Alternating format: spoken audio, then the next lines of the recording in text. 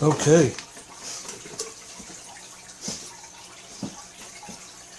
Hi everybody. I just wanted to show you how we create a worm bed so that you could create a worm bed out of a worm bin out of a Rubbermaid container and grow your worms right here. This Rubbermaid container, it will hold initially about 1,000 worms, and this can compost about 3 to 4 pounds of food waste from your family a week once it's established. And it takes a little while for that to get established. Over a couple weeks, this worm bin will get established, and then everything you put in there will be consumed by the worms. You don't want to overload it in the beginning, because what will happen is you'll just overload the whole system. The bedding and the microbes won't have a chance to break down the food that you're putting in there, and you'll end up with an anaerobic mess. It'll smell, and then the worms will die. So what I'm going to show you is how to set it up, what to do, what to add to it, and I'm going to use only things that are available in a regular house, because things like shredders, which we have, cement mixers to mix peat moss, horse manure from our horses, those rabbit manure and all that kind of stuff, normal everyday people don't have. So I want to just keep it very simple and keep it so that anybody can compost, because that's what this is all about. People learning how to compost their food scraps, and just be able to use those castings later on for plants and things like that. So the first thing I'm going to do is, this is our Rubbermaid container, and I have a drill here, and I'm just going to drill a series of holes in the bottom.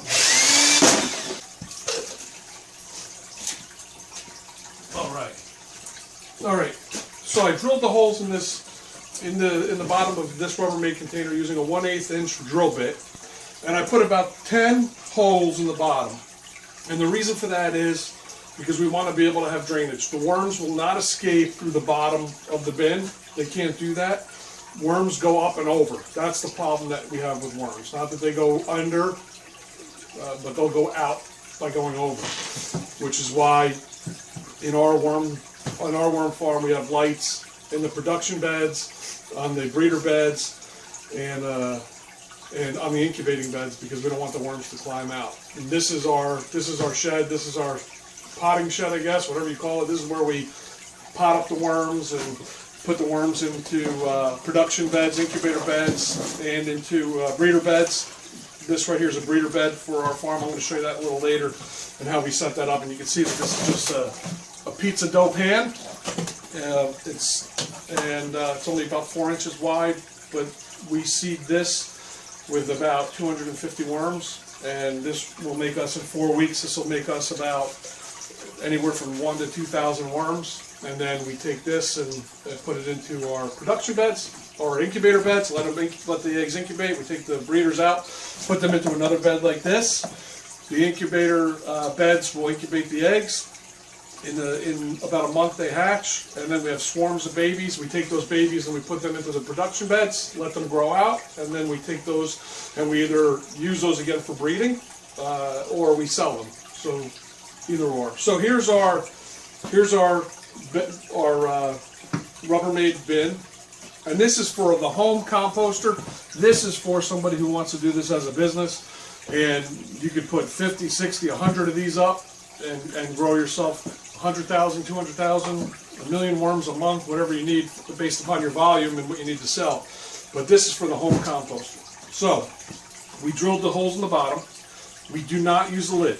The lid is not going to be used for the top. The lid is going to be used for the bottom. You're going to use the lid to catch any moisture that comes out. So you can keep this bin in your house, keep it in your basement, your garage, wherever you want. And I'll show you later how to keep the flies and all the nuisance bugs out of there. But the main thing right now is just, this bin is going to be our starter bin.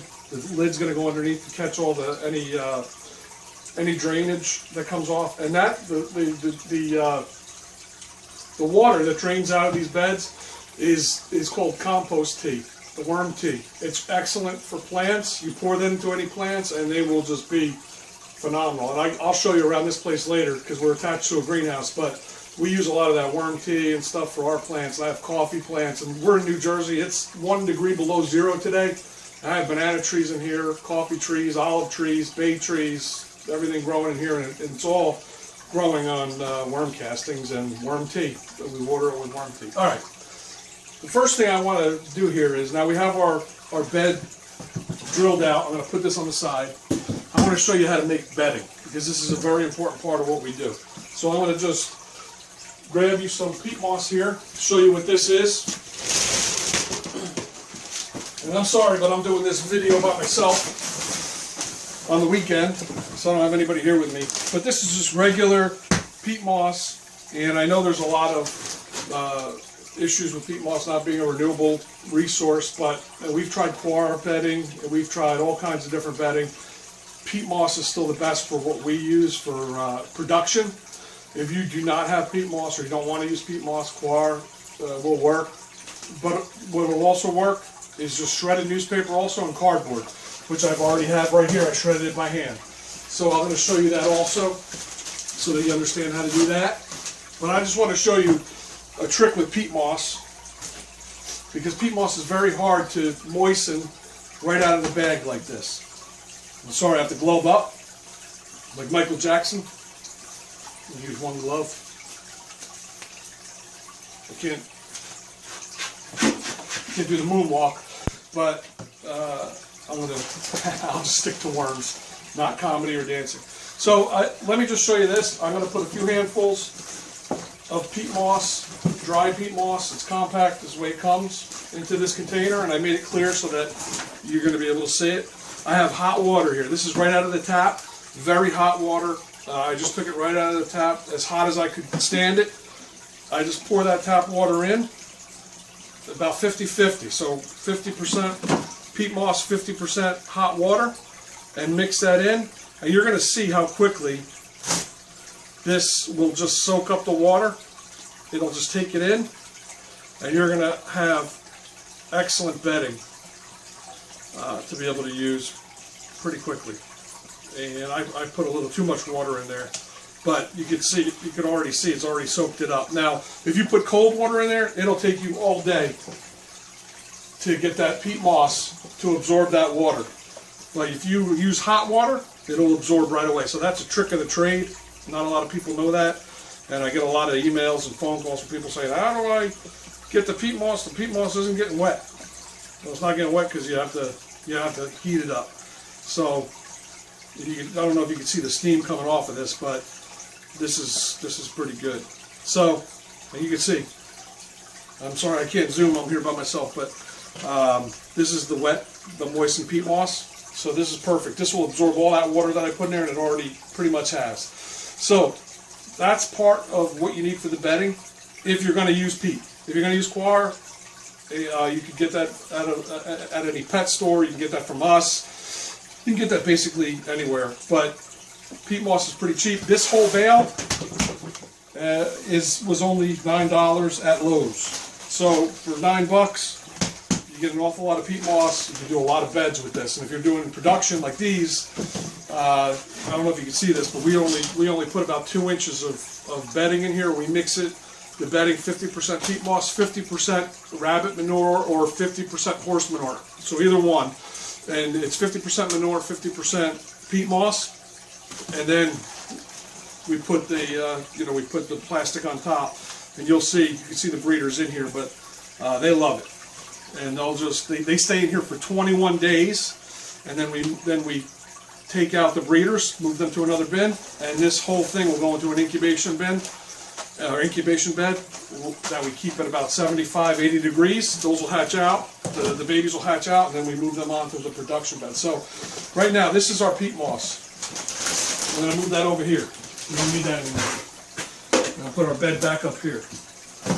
Now I'm going to take that peat moss, and it's absorbed the water.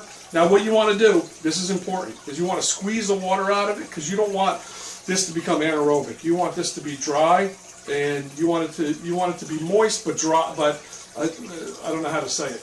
Moist but not wet. So this is what you want. You just want to squeeze any residual moisture out of there, and you want to put fill this so that you have about 1.5 to 2 inches